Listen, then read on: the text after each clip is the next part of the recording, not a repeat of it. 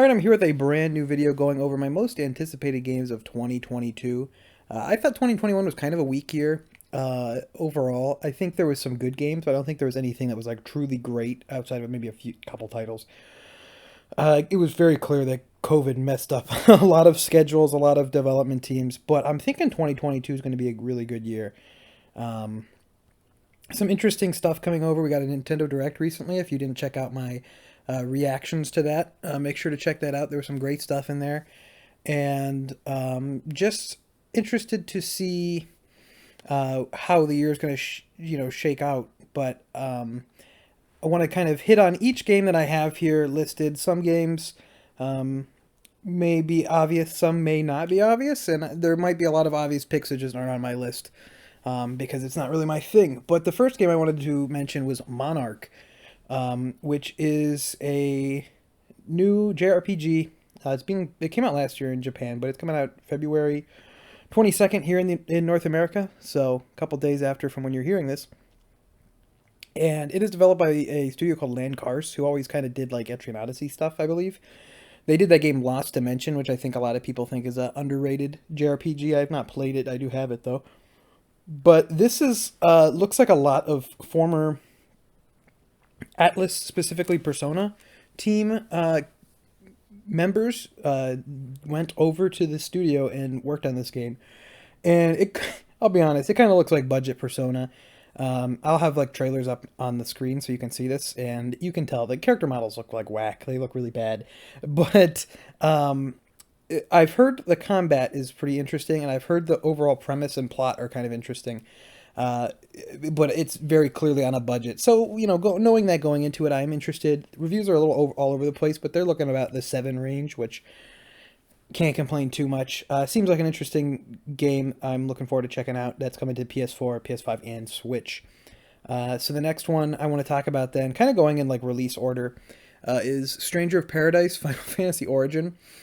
So I wasn't really on board with this game until I saw someone on Twitter make the comparison to this being like the Metal Gear Rising of Final Fantasy. Where you have like a goofy story, goofy like dialogue, edgy character. It's an action game instead of the original genre of the series. And then I was like, you know what? That's what this is. This is the Metal Gear Rising of Final Fantasy. And I mean, Team Ninja is a good studio. They put out some good stuff. I feel like this game. I don't like the graphical style of it. It looks the character model look a little PS3, but I feel like this game is going to surprise a lot of people that it is going to be goofy and it's going to be so stupid and it's going to be so like the plot and just the character interactions are going to be so embarrassing.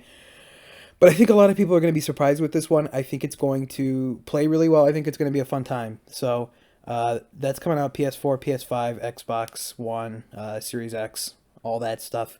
And I think it's one to keep an eye out. You also get, if you pre-order at GameStop, you also get a stupid baseball cap. It's going to make you look like an idiot if you wear it, but another game, I'm kind of concerned about this one. I'm going to be talking about here, Ghostwire Tokyo. So this is developed by Tango Gameworks. They did the Evil Within games. They are, I guess now, a Microsoft studio. They were owned by Bethesda, and it's the studio that was founded by Shinji Mikami of like Capcom fame. And I never played the Evil Within games, although I'd like to because I've heard they're great. I just never got around to them. But this game looks really cool. It's like first person. It has like this kind of Japanese street vibe, but then there's all these like yokai out there. From what I can tell, it looks really cool. The reason I'm worried about this game, and I think there's a couple reasons for why this is, but I'm worried about this game a little bit, just because it comes out the end of March, and March 25th, and they announced like kind of beginning of February, like, hey, this game's coming out March 25th, which you usually give more leeway for a big AAA game like this. So that's kind of the first thing that had me worried. I know they lost their director. She went and had a baby and just kind of left the studio, which was fine. But that doesn't always work out very well when, directors change on a game. But it's very clear that Tango's talented. I think that this will be an interesting title at the very least. This is one to maybe be a little bit apprehensive of, but I think it's going to be good. The reason I think I think Sony's not too keen. So this game is PlayStation 5 exclusive, even if Bethesda is owned by Microsoft. It's also coming to PC, but I think that Sony's just not too keen on wanting to push a game that's just going to make their competitor money. So that might be the reason that they're doing like the reverse Deathloop though, because Deathloop they showed like 10 trillion times, and that was still owned by Microsoft. So maybe this game there's something wrong with it. Maybe uh, I think maybe both parties are just trying to push it out the door. But I think it looks cool. They did like a whole showcase that you can check out. I think it looks cool, but we'll have to see. Next up, launches the same day, March 25th. Kirby and the Forgotten Land. Um, I've been kind of burnt out on Kirby. I like Kirby. The last one I really liked was probably Return to Dreamland. I thought the 3DS games were fun too, but I didn't really play them as much. And I didn't play Star Allies. I was kind of like, yeah, I think I'm done with 2D Kirby. But I think this game looks really good. It gives me kind of Super Mario 3D World vibes. I think that Kirby going 3D and being in this like perspective is big, and I think it's going to be really fun. I think the mouthful mode is kind of cursed a little bit, but I think the game looks cool. I think the game looks like it's going to be a good time. It's a kind of a shame that there's co-op in it, but it's like not online co-op. That's kind of a shame. But uh, overall, I'm looking forward to this one. I think that this one is just going to be an enjoyable time. I think Kirby usually is, but I think it's going to, shake up that formula a little bit with with how things are with that series, because it's just been kind of stagnant for a long while. Advanced Wars 1 and 2 reboot, reboot camp, which I don't know. I'm not sure how I feel. I like the name Advanced Wars Reboot Camp. I think that's clever, but the 1 and 2 is a little bit much. But I never played either of the Advanced Wars games very much, and I really like strategy RPGs and intelligent systems. So these will be pretty much new experiences for me, and they look good. I really like both the 2D art style that these games have, as well as the kind of toy aesthetic on the field that these games have. I think it looks really good. It's being developed by Way Forward, and correct me if I'm wrong, this is the only time that Nintendo's ever like published, Nintendo's ever had them come in and develop something. And I don't know. I think it's going to be a good remake. I think $60 for two games is appropriate. I know a lot of people complained about like Link's Awakening being $60, and it was like kind of a similar type remake, but two games for $60 I think is appropriate. But yeah, I'm looking forward to this one. I think it's going to be good, and I'm interested to see how it stacks up, just in the sense of like being on the same platform as like Fire Emblem Three Houses at the same price. They're obviously going for much different things, but it'll be interesting to see how this one picks up, and also as well if kind of Nintendo brings in Way Forward to maybe, no pun intended, advance this series, and maybe remake the DS game, maybe make a new game. I don't know. It'd be interesting to see if Nintendo kind of wants them in for more, or just not going to do anything with it after that. But I think this is going to be the best-selling Advance Wars game just from that Switch bump. One I wanted to bring up that comes out sometime. I didn't write this down. That comes out on April 12th, 2022, is 13 Sentinels Aegis Rim, which is an awesome game. This came out in 2020 for the PlayStation 4, and it's finally coming to Switch. And I would say don't pass this one up. This is a great game. This is from Vanillaware, published by Atlas. It has such a great art style, has such a cool story. It is a really great game. Don't pass this game up. It is superb. We got here AI the Somnium Files Nirvana Initiative. So AI the Somnium Files is a adventure game from Spike Chunsoft, and it's really good. It is just awesome game. Written by Kotaro Uchikoshi, who did the Zero Escape series, which I know a lot of adventure game fans would know. And this is one I highly recommend playing if you haven't. It's really good. The story is crazy. It's all voice acted, and it's voice acted really well. It's funny. It's a good time. I really like this game. And I didn't expect them to do a sequel. I figured that this would kind of be a one-off, but they're going an interesting place, kind of an interesting idea of where they're going to bring this one. And Uchikoshi's also returning to write it. I know he went and formed his own studio with Kazutaka Kodaka, who famous for the Danganronpa series that's by Chunsoft. So they kind of went off and did their own thing, but he's coming back to write that. So that's really exciting too. I'm really looking forward to this one.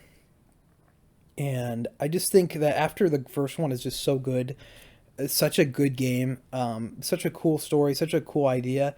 It's nice to see that it's coming back. We're getting a sequel. Original staff on it. Should be a good time. Should be interesting. Should be crazy. Should be I don't even know. You got to just play the first game. Um, Looking forward to Xenoblade Chronicles 3. I like Xenoblade Chronicles 1 a lot, but I don't care too much for Xenoblade Chronicles 2. I don't know. There was something like the voice acting was kind of whack. Uh, the character designs I hate them. They're atrocious. I just didn't care for it. It felt like a big step down from Xenoblade Chronicles 1. But this game looks like it's coming back. It looked graphically really nice for the Switch. The character design is like good. It doesn't make me want to gouge my eyes out. Um, this game looks awesome. I think from what we can see, obviously we don't know gameplay, but what they're setting up, especially the lore implications it has, is really cool. And I don't know. I'm excited for this one, and the idea that they announced it here in February and it only comes out in September is really cool. And I'm really impressed with Monolith Soft. When you think that between the time that Retro Studios has last put out a game, 2014, Monolith Soft was able to develop and release uh, Xenoblade Chronicles X, Project Cross Zone 2, Xenoblade Chronicles 2, Xenoblade Chronicles 2's Torna, and Xenoblade Chronicles Definitive Edition. They also did support on like Animal Crossing and Breath of the Wild and like every big Nintendo game. It's a really important studio for Nintendo to have.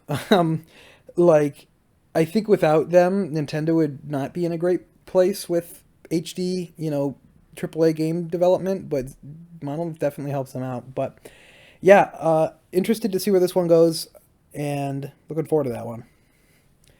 Next one is Gotham Knights. I don't know how excited I am for this one.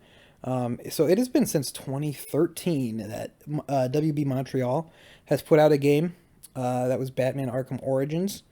And I like the premise of this game, the idea that Batman is like dead, and you have kind of his like sidekick coming in and playing as them. Some of the stuff that they've mentioned about kind of co-op and like multiplayer service stuff kind of scares me, but it looks like you can play like by yourself and just play a single player experience. I think this one could be cool. The Suicide game from Rocksteady has been delayed to 2023, which that would also put that game at being since 2015 that they put out a AAA big game like that. So something's going on with WB Studios. It's been a while since they've really put anything out. You got to think of Monolith 2. They released that Lord of the Rings game in 2017, and then it's been nothing since then. And they got a Wonder Woman game probably 2 years out, so it'll be a long time for them too. Like probably 7 years for them. 9 years for Montreal. It's crazy to think. Crazy to think. 8 years for WB or Rocksteady, but I think this game will be cool. I like the premise. I like how it looks, but it's yet to be seen if it'll pull an Avengers and not be so great. Another one I wanted to go over. That was a big bunch of nonsense. Another one I wanted to go over was Mario & Rabbids Sparks of Hope. I really liked the first game. I'm not really crazy about Ubisoft. I feel like I feel like everything they do is just wrong. I don't know. I feel like everything they do is wrong. All this NFT stuff, which I don't even want to go into. This stuff with Tom Clancy's X Defiant. It's punk rock mosh pit. Tom Clancy, the man who wrote political thrillers for boomers. Um, but it's such a weird thing of I don't know. I just think that they don't. I feel like they're chasing money more and more, and I don't know how it's going to work out.